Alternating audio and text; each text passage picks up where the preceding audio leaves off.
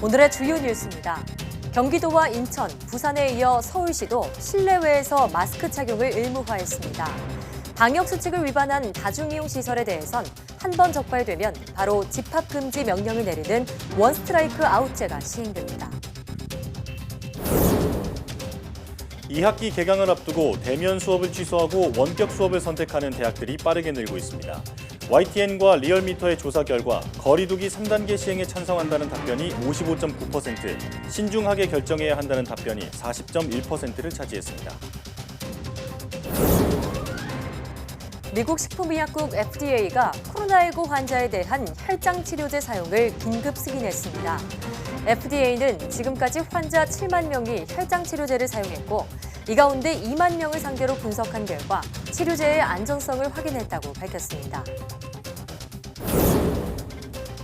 중국이 지난달부터 임상 단계의 코로나19 백신을 의료진 등 필수 인력을 상대로 긴급 사용하고 있다고 뒤늦게 공개했습니다.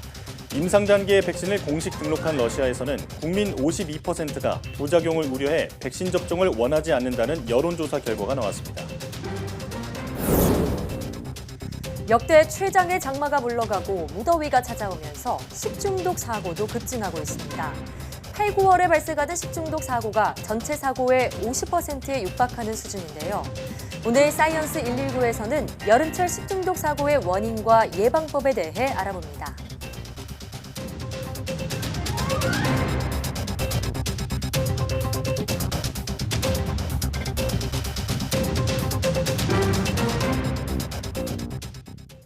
여러분 안녕하십니까? 사이언스 투데이입니다. 방역당국이 코로나19 재유행에 대응해 사회적 거리두기 3단계 격상을 적극 검토하고 있습니다. 윤태호 중앙사고수습본부 방역총괄반장은 코로나19 브리핑에서 2단계 거리두기 조치의 효과가 아직 나오기 전이지만 우려할 만한 확산세가 계속되고 있다며 이같이 밝혔습니다. 윤 반장은 그러나 당장 3단계로 격상할지 여부는 정부 내 논의를 통해 결정해야 한다고 덧붙였습니다. 거리두기 3단계가 시행되면 10인 이상 모임 집합 금지와 함께 중위험 시설 등은 모두 문을 닫아야 합니다. 대한감염학회 등 유관학회가 사회적 거리두기 3단계 격상이 불가피하다는 공동 성명을 냈습니다. 대한감염학회, 대한응급의학회, 대한중환자의학회 등 9개 학회들은 23일부터 전국적인 사회적 거리두기 2단계가 됐지만 현재 유행 상황에 대응하기에는 역부족이라며 이같이 밝혔습니다. 이어 방역 조치는 조기에 적용돼야 충분한 효과를 거둘 수 있다며 정부의 결단을 촉구했습니다. 또 지금은 정부와 의료계가 힘을 모아야 할 때라면서 정부는 4대 의료정책 추진을 중단하고 상식적인 대화 채널을 만들어 합의 도출을 위한 로드맵을 마련해달라고 요청했습니다. 코로나19 확진자 수가 급증하면서 사회적 거리두기가 3단계로 격상될지가 관심입니다. YTN이 실시한 여론조사에서는 응답자의 절반 이상이 감염 확산의 조기 차단을 위해 3단계로 강화하는 것이 필요하다고 답했는데요. 실제로 사회적 거리두기가 3단계로 강화되면 무엇이 달라질까요? 한현희 기자가 정리했습니다. YTN이 진행한 여론조사에서 사회적 거리두기를 3단계로 올리는 것이 필요한지 물었습니다. 응답자의 55.9%가 감염 확산을 차단하기 위해 그렇다고 답했습니다. 40.1%는 경제 영향 등을 고려해 신중히 결정해야 한다고 답했고 모르겠다는 4%였습니다. 절반 넘는 사람이 현재의 코로나 상황을 심각한 것으로 보고 일상생활에 커다란 제약이 따르는 3단계 거리두기에 긍정적인 답변을 한 겁니다. 찬성률을 지역별로 보면 서울이 53.9%, 경기 인천이 48.7%로 평균을 밑도른 반면 부산, 울산, 경남이 69.8%로 가장 높게 나타났습니다. 그렇다면 현재 시행 중인 2단계와 비교했을 때 달라지는 점은 무엇일까? 일단 실내외 구분 없이 10명 이상이 모이는 모든 집회와 모임, 행사가 금지됩니다. 전시회나 수련회는 물론이고 결혼식과 돌잔치, 가족 모임까지 제한됩니다. 2단계에서 이미 운영 중단에 들어간 노래방과 PC방 등 12개 고위험 시설뿐만 아니라 카페와 종교시설, 영화관 등 중위험으로 분류된 다중이용시설의 영업도 사실상 중지됩니다. 또 영업이 가능한 음식점과 쇼핑몰, 소매점 등도 저녁 9시에는 문을 닫아야 합니다. 무관중으로 진행되던 스포츠 경기는 전면 중단되고 학교나 유치원, 어린이집은 원격 수업으로 전환되거나 휴교 또는 휴원에 들어갑니다. 공공기관은 필수 인력을 제외한 모든 인력이 재택근무를 하게 됩니다. 사회적 거리 두기가 3단계로 격상되기 위해서는 3가지 요건이 필요합니다. 특정 지역에서 2주 평균 1일 확진자 수가 100명을 넘기고 1일 확진자 수가 2배로 증가하는 더블링 현상이 일주일에 2차례 이상 발생하는 상황에서 국민과 전문가 등 사회적 의견을 종합해 결정하게 됩니다. 정부는 3단계 격상이 국민 생활과 경제에 엄청난 충격을 주는 만큼 여론과 발생 추이 등을 고려해 신중하게 판단한다는 방침입니다. YTN 한연입니다. 윤해 부총리 겸 교육부 장관이 수도권 지역 교육감들과 학교 방역 점검 회의를 열고 수도권 지역 사회적 거리 두기 3단계가 언제라도 나올 수 있는 상황이라며 미리 필요한 준비를 하겠다고 밝혔습니다. 유 부총리의 말 직접 들어보시겠습니다. 8월 11일 이후 현재까지 학생과 교직원의 확산세가 매우 빠른 상황입니다. 방학 기간이 끝나고 본격적으로 개학을 하는 이번 주가 우리 학교에서는 가장 중요한 한 주가 될 것입니다. 교육부와 교육청은 학교로 지역사회 감염이 전파되는 것을 최소화하고 학교를 통한 지역사회 감염 또한 없도록 모든 방법을 강구할 것이며 우리 학부모님들과 학생들이 불안하지 않도록 최선을 다할 것입니다. 수도권 지역의 사회적 거리두기 3단계가 언제라도 나올 수 있는 상황임을 전제하고 필요한 준비를 교육청과 함께 미리 하겠다는 말씀도 드립니다. 경기도와 인천, 부산 등에 이어 서울시도 마스크 착용을 의무화했습니다. 또 방역수칙을 위반한 다중시설에 대해선 한 번 적발되면 바로 집합금지 명령 등을 내리는 원스트라이크 아웃제를 실시하기로 했습니다. 이기정 기자의 보도입니다.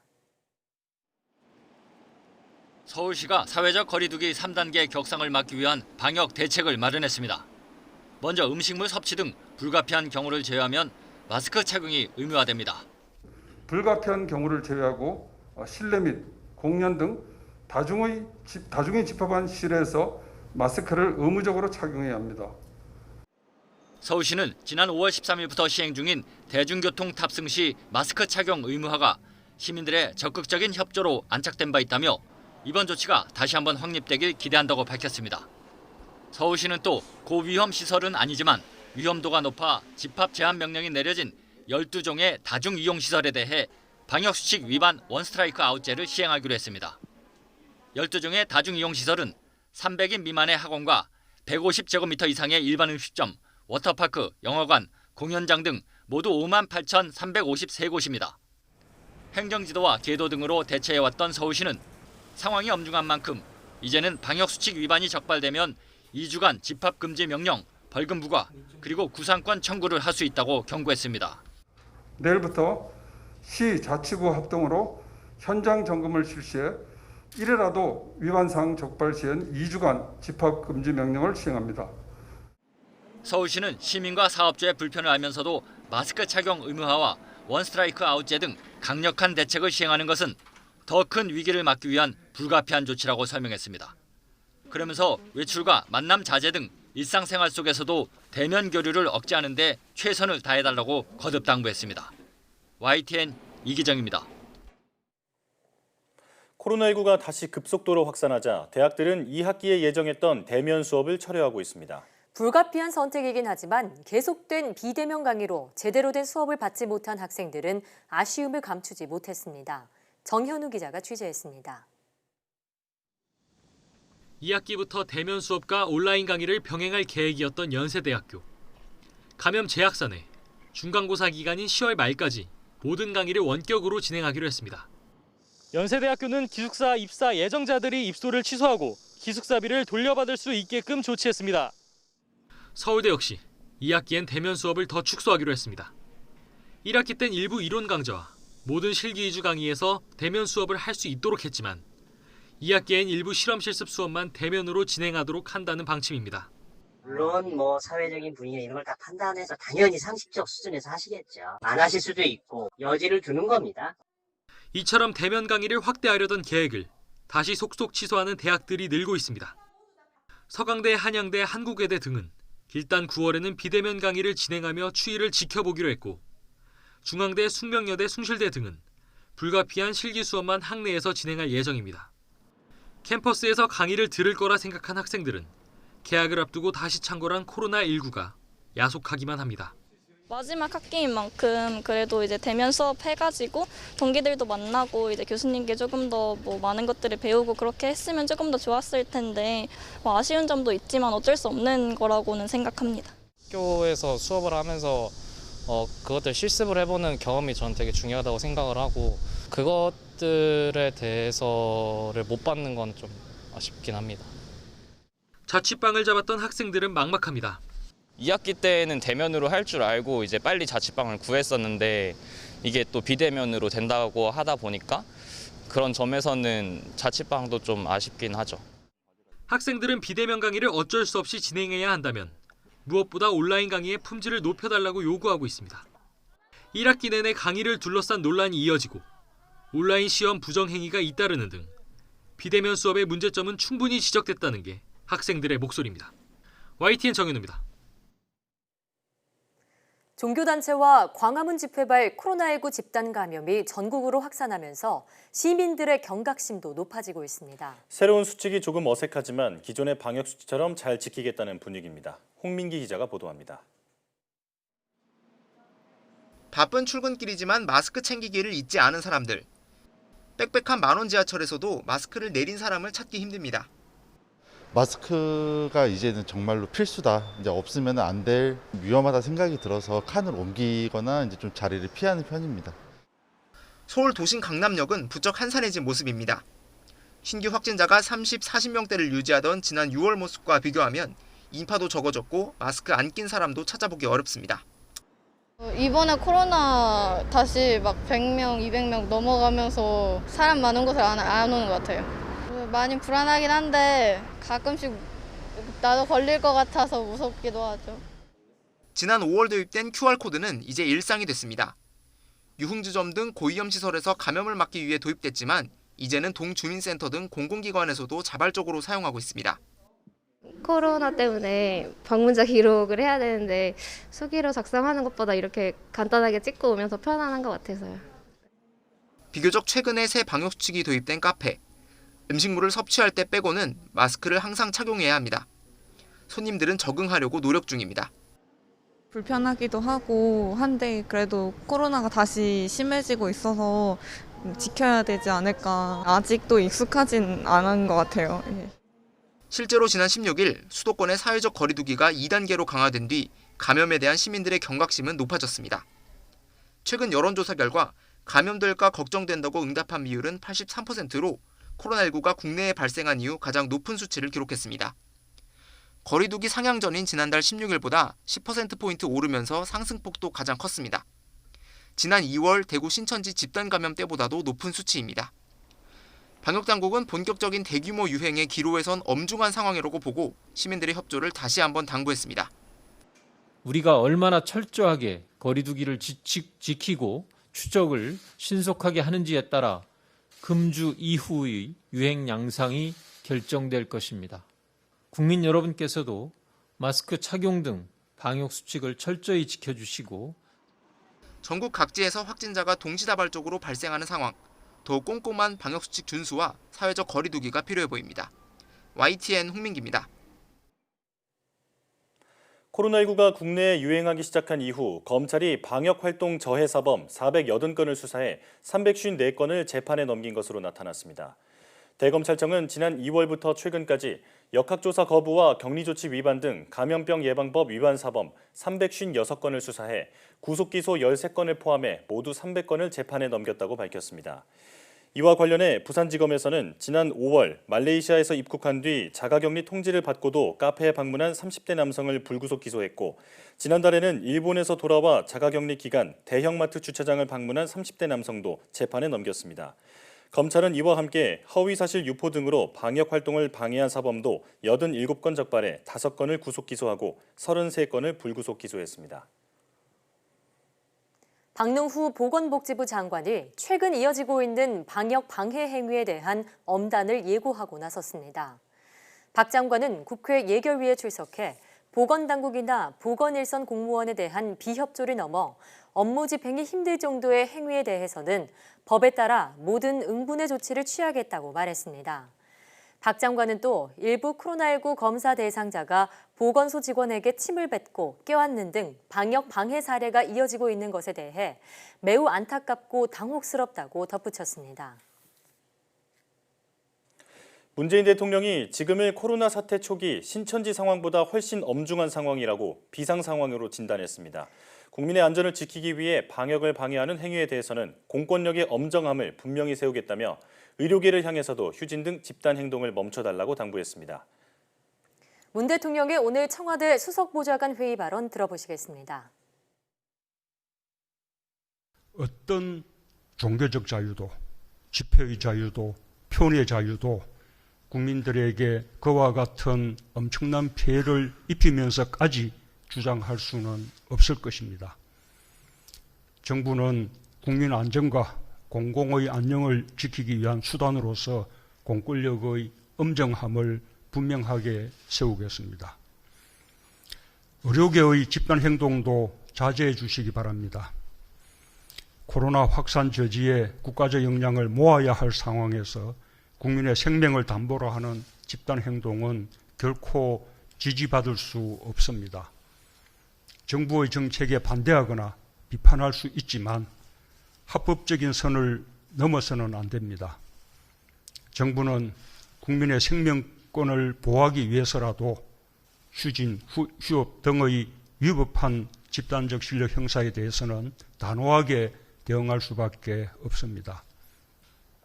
지금 단계에서 막아내지 못한다면 사회적 거리두기 3단계로 격상될 수밖에 없습니다. 3단계 격상은 결코 쉽게 말할 수 있는 선택이 아닙니다. 일상이 정지되고 일자리가 무너지며 실로 막대한 경제 타격을 감내해야 합니다. 의료 체계까지 무너질 수 있습니다. 최악의 상황까지 가지 않도록 모두가 힘을 모아주시길 바랍니다. 북한도 코로나19 방역이 느슨해지지 않도록 연일 선전과 선동을 이어가고 있습니다. 특히 방역 조치가 느슨해져 대재앙이 초래된 나라도 있다며 마스크 착용을 다시 강조하고 있습니다. 장하영 기자입니다. 코로나19 확산 초기였던 지난 2월부터 주민들에게 반드시 마스크를 착용하라고 주문했던 북한. 밖에 나가거나 공공장소에 갈 때에는 마스크를 착용하는 것을 습관화하며 사무실이나 방 안의 공기 가리도 자주 해야 합니다. 최고위급 인사가 마스크를 벗지 않고 회의를 주재하는 모습을 보도하며 경각심을 불러일으켰습니다. 반년이 지난 지금 북한 매체가 마스크 착용을 재차 강조하고 있습니다. 마스크가 코로나19 바이러스 차단에 결정적이라는 연구 결과를 보도하고 여러 나라의 보건 전문가들이 최근 전염병 전파를 억제하는 데서 이 마스크 착용이 매우 필수적이라는 연구 자료를 발표했습니다. 마스크는 감염자가 비루스를 전파시키지 못하게 할 뿐 아니라 전 세계 사망자가 80만 명을 넘어섰다는 보도와 함께 유럽의 많은 나라가 방역 조치를 완화해서 집단 감염이 다시 발생하고 있다며 이탈리아 현지인의 인터뷰를 싣기도 합니다. Insomma, penso che comunque anche i giovani dovrebbero rendersi conto della gravità della situazione e scegliere di fare comunque attività che non mettano a rischio gli altri. 노동신문도 비상 방역 규정을 더 엄격히 준수하자며 마스크 미착용을 내버려둬 대재앙이 초래됐다는 다른 나라 의학협회 발언을 인용했습니다. 버스, 식당 소독과 위생을 강조하는 장면에서는 비접촉 온도계가 등장하고 노동당원들이 화상회의를 하는 등 전염병으로 인해 달라진 모습도 보도되고 있습니다. 김정은 국무위원장이 노동당 창건일인 오는 10월 10일까지 완공하라고 지시한 평양종합병원은 외벽 공사가 진행 중입니다. 평양종합병원 건설은 당 창건 75주년을 기념하고 코로나19 위기 상황을 타개하기 위한 북한 당국의 대표 사업이지만 최근 내년 1월로 예정된 8차 당대회와 연결하는 보도도 나오면서 완공 시점이 수정됐을 가능성도 있어 보입니다. YTN 장하영입니다. 제8호 태풍 바비의 진로가 서해안을 타고 북상하는 것으로 바뀌었습니다. 수요일에서 목요일 사이 전국이 태풍의 직접 영향권에 들어 큰 피해가 우려됩니다. 서해안에는 초속 60m의 폭풍이 불고 제주 산간에는 500mm 이상의 폭우가 쏟아질 거란 예보입니다. 정혜윤 기자의 보도입니다. 타이완 북동쪽 해상에서 북상 중인 8호 태풍 바비의 모습입니다. 태풍의 눈이 또렷이 보일 정도로 빠르게 발달했습니다. 태풍은 앞으로 한반도를 향해 북상할 전망인데 30도 안팎의 고수온 해역을 지나며 중형급의 매우 강한 태풍으로 더 발달할 전망입니다. 기상청은 태풍 바비가 26일 오후 제주도를 지나 26일 밤부터 27일 새벽 사이에는 목포 부근 서쪽 해상으로 북상한 뒤 27일 오후쯤에는 북한 황해도 부근에 상륙할 것으로 내다봤습니다. 따라서 전국이 태풍의 직접 영향권에 들겠고 특히 서울 등 수도권은 27일 오전쯤 태풍이 최근접해 지날 전망입니다. 이에 따라 이번 태풍의 최대 고비는 26일부터 27일 사이가 될 전망입니다. 전국에 강한 비바람이 예상되는 가운데 제주도와 호남 서해안에는 최고 초속 60m의 폭풍이 불겠고 수도권을 비롯한 서쪽 내륙과 남해안에도 초속 35m 안팎의 매우 강한 바람이 예상됩니다. 또 지리산 부근과 제주도에 100에서 300mm, 제주도 산간에 최고 500mm 이상의 폭우가 쏟아지겠습니다. 해상에도 최고 8m의 너울성 파도가 예상돼 침수와 해일 피해가 우려됩니다. 특히 이번 태풍 바비는 서해로 북상하는 태풍의 특성상 호우보다는 바람이 더 셀 가능성이 크다는 분석입니다. 태풍 바비는 강수량보다는 이 바람이 더 피해가 있을 걸로 예상이 됩니다. 바람에 의해서 피해가 발생하지 않도록 다시 한번 당부드립니다. 과거 서해로 북상해 비바람 피해를 준 태풍은 2012년 8월 하순에 찾아온 15호 태풍 볼라벤과 지난해 9월 초 북상했던 13호 태풍 링링입니다. 두 태풍 모두 전형적인 바람 태풍으로 꼽히는데 당시 태풍 볼라벤은 광주에서 초속 59.5m의 폭풍 기록을 남겼고 지난해 태풍 링링은 흑산도에 초속 54.4m의 돌풍을 몰고 왔습니다. YTN 정혜윤입니다. 폭우 피해 지역에서는 불볕더위도 아랑곳하지 않고 복구 작업이 이어지고 있습니다. 물에 잠긴 논에서 병해충까지 기승을 부리자 대대적인 공동 방제가 펼쳐졌습니다. 김범환 기자가 보도합니다. 불과 10분 동안 24mm의 폭우가 쏟아진 들녘입니다. 물은 빠졌지만 논에는 부유물이 넘쳐납니다. 당장 도열병과 입마늘병 등 병해충 비상입니다. 병충해가 갑자기 극심해져 버렸고 그래서 수확량은 많이 떨어지고 그다음 이제 수확 시기에는 부유물들이 논에가 많이 떠 있습니다. 그게 지금 기계에 들어가 가지고 아마 수확 시기도 길어질 거고. 풍년 농사의 차질이 우려되자 긴급 공동 방제단이 나섰습니다. 넓게 트인 들녘에 먼저 농사용 헬리콥터가 떠오르고 드론도 잇따라 하늘로 날아오릅니다. 헬리콥터와 드론은 무인 조종으로 낮게 날아다니며 약재를 골고루 뿌립니다. 광역 방제기를 단 차량도 농로를 따라 서서히 움직이며 방제에 힘을 보탭니다. 저온 다습한 상황에서는 많은 병해충에 노출이 되어 있습니다. 벼가 가장 취약할 때입니다. 이때 집중 방제가 필요한 시기입니다. 얼마 전 폭우로 전남 지역에서 물에 잠기는 등의 피해 농경지는 7천여 헥타르. 인력이 부족한 만큼 피해가 심한 곡성과 구례 등 9개 시군 지역 공동 방제를 위해 예비비 10억 원이 긴급 편성됐습니다. 시군 농업기술센터 또 농협 등과 함께 광역방제기나 드론, 무인 헬기 등 가용 자원을 총동원하여 긴급 방제를 실시하고 있습니다. 중앙정부 차원의 방제비 지원도 절실한 지금 실정입니다. 농산당국은 차질이 우려되는 벼농사 작황을 최대한 끌어올리기 위해 공동 방제를 이어갈 예정입니다. YTN 김범환입니다.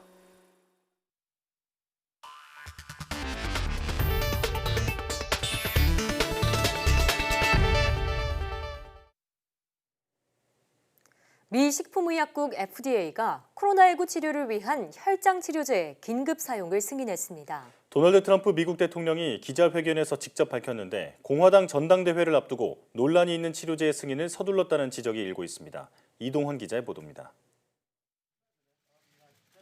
도널드 트럼프 미국 대통령이 자신을 대통령 후보로 지명할 공화당 전당대회 개막을 하루 앞두고 긴급 기자회견을 열었습니다.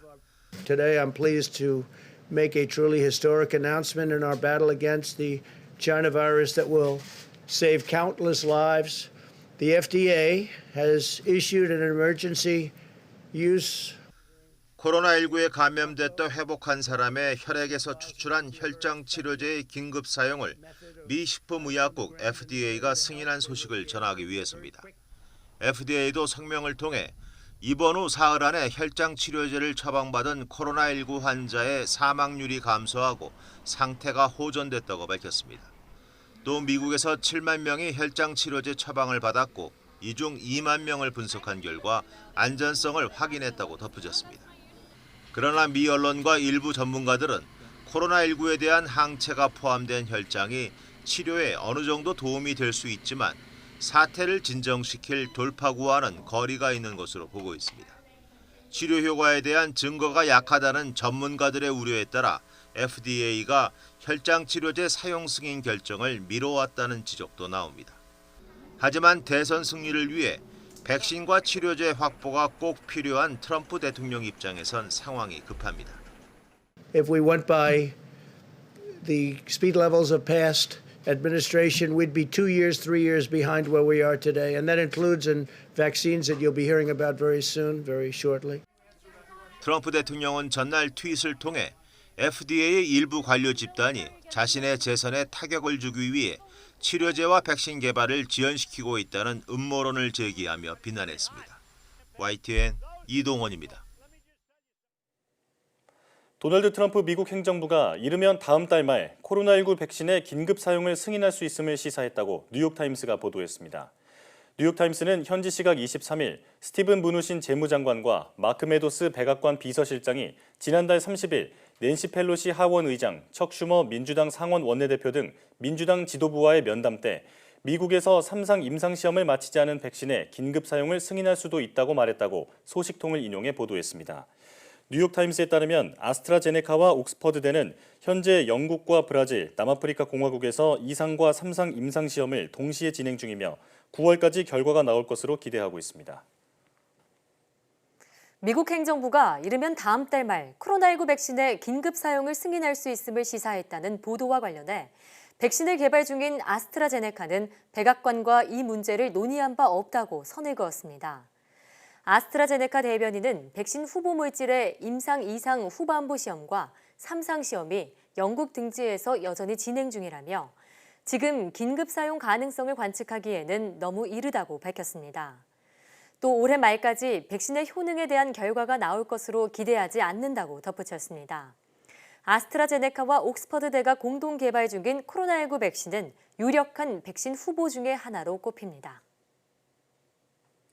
러시아가 최근 임상 단계의 코로나19 백신을 세계 최초로 공식 승인했다고 발표했는데 중국도 임상 단계의 코로나19 백신을 지난달부터 긴급 사용했다고 뒤늦게 공개했습니다. 각국의 코로나19 백신 관련 행보가 치열한 개발 전쟁만큼 치밀한 계산 속에 이뤄지는 분위기입니다. 보도에 김상우 기자입니다. Достаточно эффективно формирует иммунитет устойчивый и, повторяю, прошла все необходимые проверки. 러시아는 자체 개발해서 세계 최초로 코로나19 백신을 공식 승인했다고 전격 발표하면서 지난 15일부터 백신 생산을 시작해왔습니다. 하지만 정작 러시아인들은 탐탁치 않게 여기는 분위기입니다.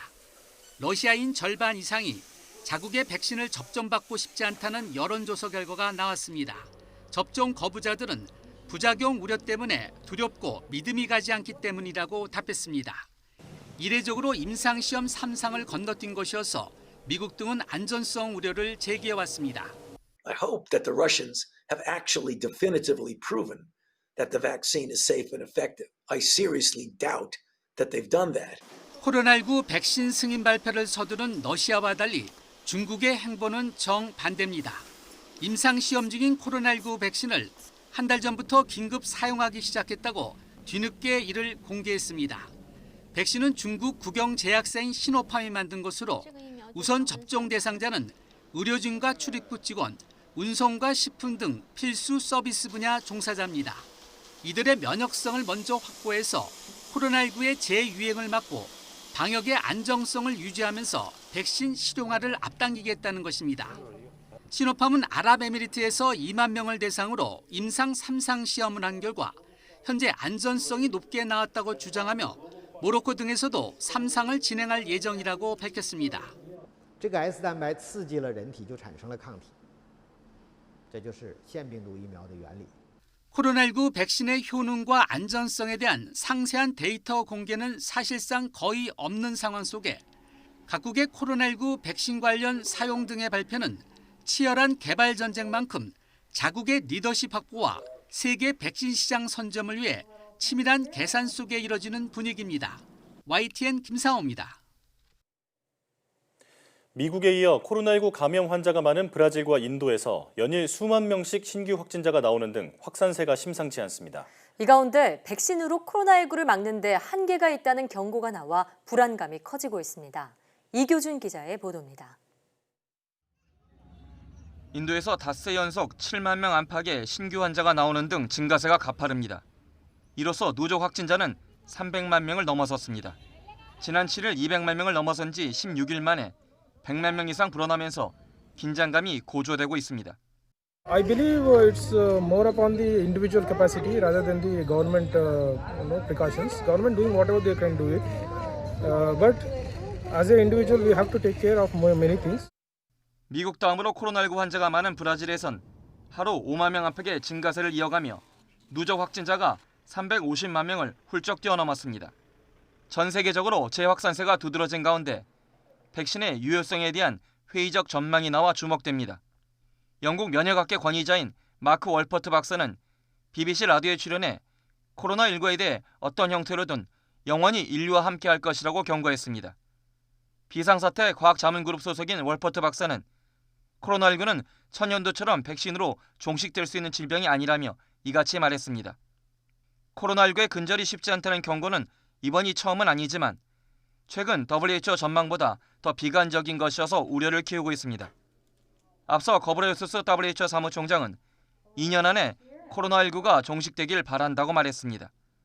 월포트 박사는 코로나19 상황이 또다시 통제 불능 상태로 빠질 수 있다고 경고하면서 포괄적인 봉쇄령 대신 국가별로 선별적인 조치를 취하게 될 것으로 내다봤습니다. YTN 이교준입니다.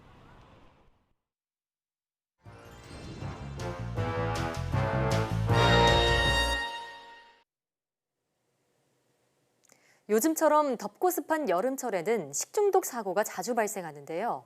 원인을 알고 철저히 대비한다면 충분히 예방할 수 있습니다. 오늘 사이언스 119에서는 여름철 식중독 사고의 원인과 예방법에 대해 알아보겠습니다. 종로소방서 이성숙 소방관과 함께합니다. 어서 오세요.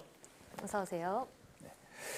장마가 끝나니까 찜통더위가 찾아왔습니다. 그런데 요즘 같은 때 식중독이 가장 많이 발생한다고요?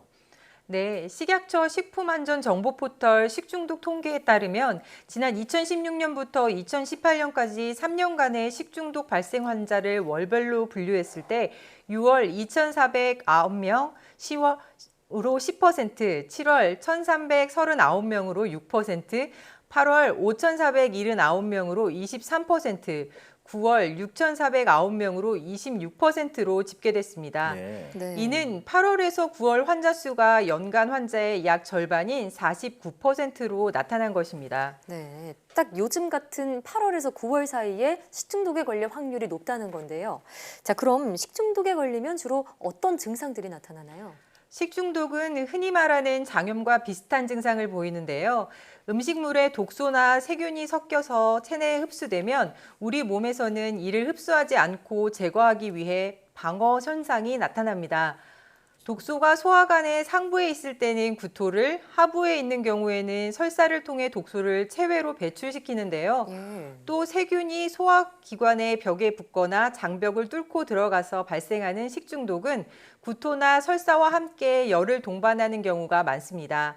일부 위험한 세균의 경우 신경이 마비되거나 근육경련, 의식장애 등의 증상을 일으키기도 합니다.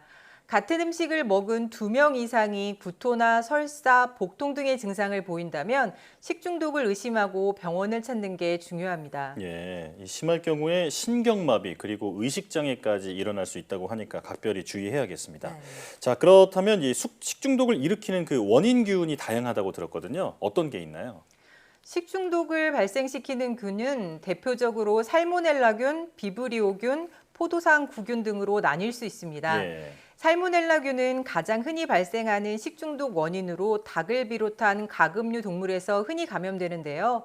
주로 무더운 6월에서 9월에 닭고기, 달걀, 메추리알 등의 음식에서 발생하는데 62에서 65도씨 저온에서 30분간 가열해 사멸시켜야 감염을 피할 수 있습니다.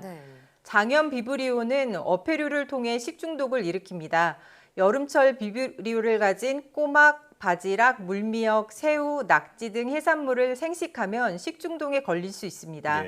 포도상구균은 우유나 치즈, 육류 같은 단백질 식품과 김밥, 도시락, 빵 등 탄수화물 식품에서 주로 발생합니다. 감염이 되면 1시간에서 6시간 이내에 구토와 설사를 하게 됩니다. 네, 그러니까 식재료에 따라서 번식하는 식중독균이 참 다양하군요. 어느 음식 할 것 없이 다 조심을 해야겠는데요. 자, 그럼 만약 식중독에 걸렸다면 어떻게 대처해야 하나요? 식중독 환자는 장의 점막이 손상되고 소화 흡수 기능이 약해져 음식을 먹으면 설사가 악화될 수 있습니다. 탈수를 막기 위해서는 음식 대신 수분을 충분히 보충해 주어야 하는데요. 끓인 물에 설탕이나 소금을 타서 마시거나 이온 음료를 마시는 것이 도움이 됩니다. 구토와 설사는 몸속에 독소를 배출하고 씻어내기 위한 반응이기 때문에 설사와 구토를 멈추기 위해 지사제나 항구토제를 사용하는 것은 증상을 더 악화시킬 수 있으니 의사의 처방 없이는 함부로 사용하지 않아야 하고요. 설사가 줄어들면 미음이나 쌀죽같이 기름기가 없는 음식을 조금씩 섭취해주며 증상이 심하면 병원 치료를 받는 것이 좋습니다.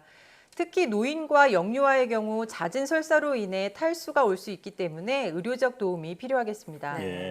그러니까 정리하자면 탈수증을 막기 위해서 물이나 이온 음료 같은 것을 마시는 게 좋고 또 이 부분을 기억해야 할 것 같은데 그 지사제나 항구토제를 먹이면 오히려 안 좋을 수 있으니까 이 부분은 의사와 그 진단을 받아봐야 한다 이렇게 말씀해 주셨잖아요. 자, 그렇다면 이런 식중독을 예방하는 방법은 어떤 게 있나요? 네, 먼저 자주 손 씻기 늘 항상 중요한 건데요. 손을 깨끗하게 씻는 것은 대부분의 질병을 예방하는 필수적인 습관입니다. 흐르는 물에 손을 씻고 평상시 손소독제로 수시로 손을 소독해 주는 것이 중요하고요. 대부분 세균은 4도씨에서 60도씨 사이에 증식하기 때문에 꼭 60도씨 이상으로 익혀 먹는 것이 중요합니다. 음식은 반드시 익혀 먹고 한 번 조리된 음식이라도 철저하게 재가열해서 먹어야 합니다. 특히 생선과 조개는 깨끗한 물에 여러 번 세척한 후 끓는 물에 1분 이상 가열 후에 섭취해야 하며 물 또한 끓여 먹는 것이 좋습니다. 식중독균에 쉽게 오염될 수 있는 돼지고기, 닭고기 등의 육류와 어패류는 전용 칼과 도마를 사용하고 사용 후에는 반드시 끓는 물로 소독해 주셔야 합니다. 냉장고에 보관하는 그 식중독균은 실온에서 급속하게 증식할 수 있는데 음식을 요리한 후에는 최대한 빨리 섭취하고 남은 음식은 식혀서 랩 등으로 밀봉한 후 반드시 냉장고나 냉동실에 보관해야 합니다. 네. 자, 그런데 식중독 예방을 위해서 음식물을 단순하게 냉장고에 넣는 게 다가 아니라 보관 방법이 참 중요하다고 들었거든요. 식품별로 보관 방법이 다르다고 하는데 자세히 설명해 주시죠. 네, 곡류의 경우 실온에 보관하면 벌레가 생길 수 있기 때문에 온기나 김치냉장고 같이 습기가 없고 서늘한 곳에 보관하는 게 좋습니다. 또한 옥수수나 쌀, 보리 등에는 간암을 유발할 수 있는 아플라톡신이라는 식중독 곰팡이가 잘 생성될 수 있기 때문에 공기와 접촉하지 않도록 밀폐된 용기에 넣어 10도에서 15도 이하에 보관해야 합니다. 육류는 신선도를 유지하기 위해 냉장 시 5도씨 이하, 냉동 시 영하 18도씨 이하에서 보관하도록 합니다. 육류를 보관할 때는 가장 중요한 것은 공기와 접촉면을 감소시키는 건데요. 네. 특히 쇠고기는 얇게 썰면 공기와 접촉면이 더 넓기 때문에 부패가 빨리 나타날 수 있습니다. 그래서 랩에 싸서 보관하거나 밀폐 용기에 담아 보관하면 공기와의 접촉을 줄이면서 보관할 수 있습니다. 네. 양념고기 또한 포장을 뜯고 보관하면 부패가 빨리 일어날 수 있으므로 포장을 뜯지 않은 채 보관했다가 빨리 조리합니다. 어패류는 비브리오 노로바이러스와 같이 식중독을 발생시키는 미생물이 있으므로 특히 보관 방법에 주의해야 합니다. 네. 어패류를 보관하기 위해서는 내장을 제거하고 소금을 뿌린 뒤 한 마리씩 개별 포장해 냉동 보관합니다. 어패류를 냉동 보관할 때는 생선 전용 칸을 사용해 다른 식품으로 교차 오염이 발생하지 않도록 합니다. 네. 채소는 씻고 냉장 보관하지 않으면 식중독 위험성이 높아집니다. 따라서 비닐팩에 담거나 신문지로 싸서 냉장 보관하고 씻어서 보관할 때 물기를 제거하고 밀폐 용기에 담아 냉장 보관합니다. 네. 오늘 식중독에 대해서 들어봤는데 음식을 잘 버리는 것도 굉장히 중요할 것 같다는 생각이 들었습니다. 네. 이 사실 뭐 먹지 않은 음식 버리는 게 굉장히 아깝잖아요. 그런데 조금이라도 의심이 된다면 건강을 위해서 바로 버리는 게 중요하겠다 이런 생각이 듭니다. 자, 지금까지 종로소방서 이성숙 소방관과 함께했습니다. 오늘 말씀 잘 들었습니다. 고맙습니다.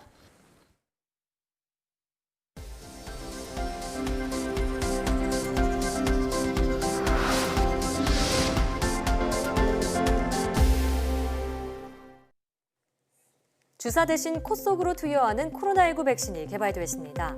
미국 워싱턴대 의대 연구팀은 코를 통해 투여해 면역 반응을 유도하는 코로나19 백신을 개발하고 쥐 실험을 통해 효과를 확인했다고 밝혔습니다. 연구팀은 앞으로 영장류 실험을 거쳐 가능한 빨리 임상시험을 실시할 계획이라고 설명했습니다.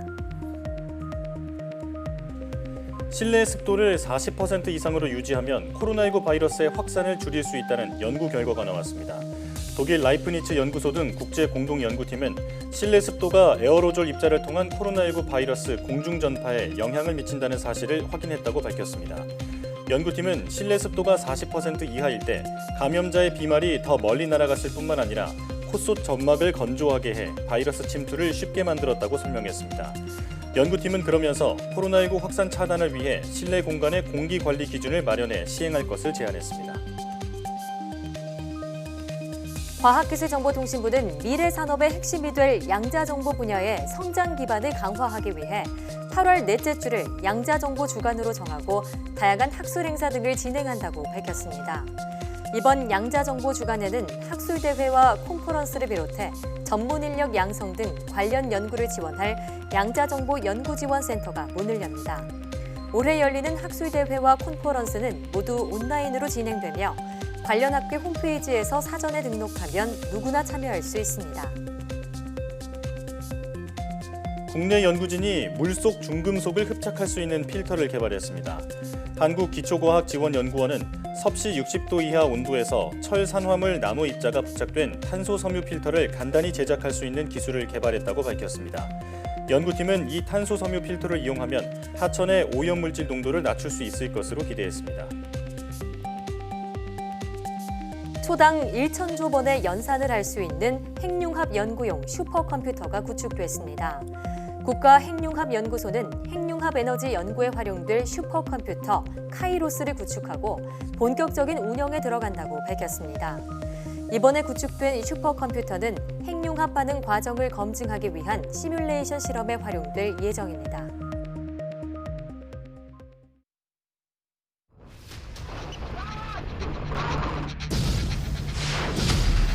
한 정상에서 밀려온 토사가 아파트를 순식간에 덮쳤다. 그 피해를 최소화할 수 있는데 이바지하기 위해서 재난 원인 조사에 관련된 연구를 하고 있습니다.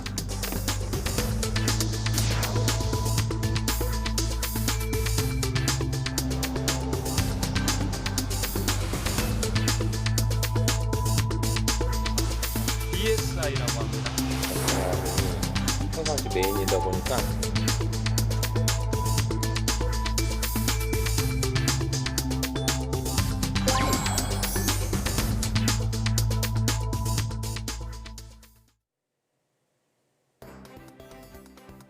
폭우와 산사태 등 재난재해는 예상치 못한 순간에 찾아와 소중한 인명과 재산을 앗아갑니다. 과학적인 조사를 통해 재난재해의 원인을 찾고 피해를 최소화하기 위해 노력하는 과학자가 있습니다. YTN 사이언스 휴먼 다큐 브라보 K 사이언티스트에서는 국립재난안전연구원 정군식 박사를 만나봅니다. 여러분의 많은 시청 부탁드립니다. 사이언스 투데이 오늘 저희가 준비한 소식은 여기까지입니다. 함께해 주신 여러분 고맙습니다.